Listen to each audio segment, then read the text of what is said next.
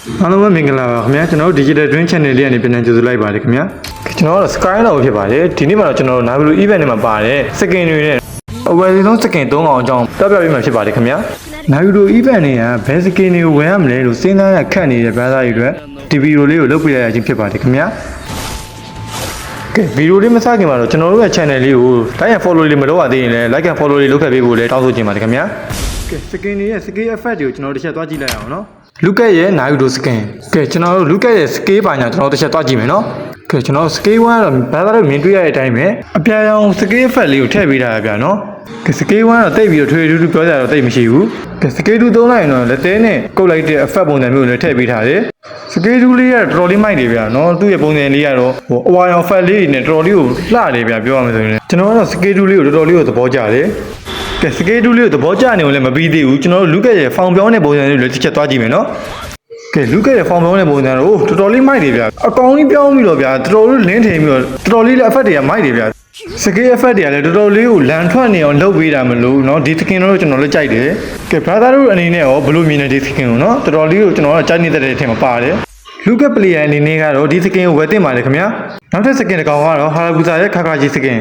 ကျွန်တော်ဒီ skin ရဲ့ scale 1မှာเนาะတကယ်စက်ကြပုံစံမျိုးကိုထည့်ပေးထားဖြစ်ပါတယ်စက်ကြပြလိုက်တဲ့ scale တိုင်းမှာလည်းတော်တော်လေးကိုကြည့်လို့ကောင်းတယ်เนาะဒီ skin ရဲ့ scale 1လို့လည်းတော်တော်လေးကိုသဘောကျတယ် basic အထက်သုံးလိုက်ရင်လည်းကျွန်တော်တို့အပြာရောင်လျှက်စစ်ပုံစံမျိုးလေးတွေသုံးပြီးထားတာကိုလည်းမြင်တွေ့ရမှာဖြစ်ပါတယ် scale 2သုံးလိုက်ရင်လည်းဘာသာလို့မြင်တွေ့ရတဲ့အတိုင်းပဲเนาะခါခါရှိရဲ့အရေးကိုပွားလေးထွက်လာပြီးတော့လျှက်စစ်ပုံစံမျိုးလေးနဲ့တော်တော်လေးကိုမိုက်တယ်ဗျာเนาะဒီ skin ကလည်းကဲဘာသာလို့ပဲ skin ရဲ့ scale effect ကိုတစ်ချက်ရှိုးလိုက်တော့ဗျာเนาะ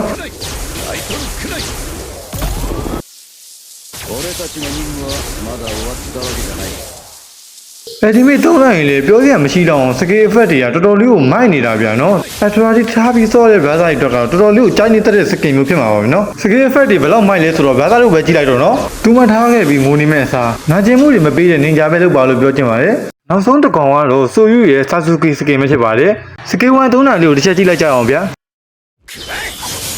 scale 1တော့ထွေထူးထူးတိတ်ပြောစရာတော့မရှိဘူး scale 1သုံးလိုက်ရင်ထည့်ပေးထားတဲ့ effect ပုံစံမျိုးလေးကိုတော့သဘောကျပါတယ်ကျွန်တော်တို့ scale 1သုံးလိုက်ရင်တော့ခန်းအောင်နဲ့ဆိုပြီးပေါ်လာမှာဖြစ်ပါတယ် scale 1သုံးလိုက်တဲ့ effect နဲ့ animation ပုံစံတွေကိုတော်တော်လေးသဘောကျတယ်ဗျာကဲဘာသာလို့ပဲရှိုးလိုက်တော့ဗျာ scale 1သုံးပြီး scale 2နဲ့ခုတ်တာရဲ့စားတော့လောကကျွတ်စင်ကြီးဗျာစကေးတူရီမြားနဲ့ပြစ်တဲ့ပုံစံကြီးကလည်းတော်တော်လေးကိုဗျာတော့ပြောစရာမရှိတော့ဆိုယူရဲ့ဒီစကင်ကတော်တော်လေးကိုမိုက်နေတာဗျာဆိုယူရဲ့ဒီစကင်ဘယ်တော့လှလဲဆိုတော့တစ်ချိန်ကပတ်သက်ဘူးတဲ့သူမဟုတ်တော့သွားပြီးတတိယလောက်တယ်ဗျာနော်ဆိုယူရဲ့ Sasuke စကင်ကိုဝယ်ဖို့လဲအကြံပေးချင်ပါတယ်ခင်ဗျာဘာလို့လဲဆိုတော့ဒီစကင်ရဲ့ scale effect တွေနဲ့ animation တွေနဲ့ပေးရတဲ့ပတ်စံတွေနဲ့တော်တော်လေးကိုတန်နေလို့ဖြစ်ပါတယ်ခင်ဗျာနောက်ထပ် skin တစ်ကောင်ကတော့ Kalia ရဲ့ Sakura skin မှာ Kalia ရဲ့ Sakura skin ကိုတော့ထွေထူးထူးရှင်းပြမနေတော့ပါဘူးခင်ဗျာ scale effect တွေနဲ့ animation တွေကအရင်လမ်းတဲ့ထဲမှာမပါတဲ့အတွက်ကြောင့်မလို့ဗီဒီယိုလေးကိုပဲပြပေးလိုက်ပါတယ် scale 1ရဲ့ပုံစံနဲ့တော်တော်လေးကို reality ဆန်တယ်လို့ပြောရမယ်ဗျာ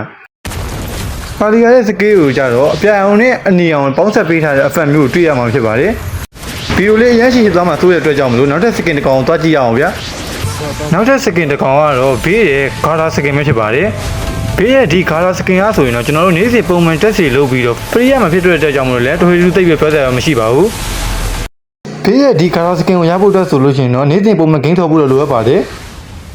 ကဲကျွန်တော် mobile legend နဲ့ Naruto နဲ့ collab လုပ်တဲ့ skin တွေအကြောင်းပြပြပေးသွားတာပဲဖြစ်ပါတယ်ကဲကျွန်တော်ဗီဒီယိုလေးလည်းသုံးနေကြည့်ပြီးတဲ့အတွက်လည်းကျေးဇူးအများကြီးတင်ပါတယ်ခင်ဗျာကဲအားလုံးပဲနောက်တဲ့ဗီဒီယိုလေးမှာပြန်လည်ဆုံတွေ့ကြပါခင်ဗျာကျေးဇူးအများကြီးတင်ပါတယ်ဗျာတို့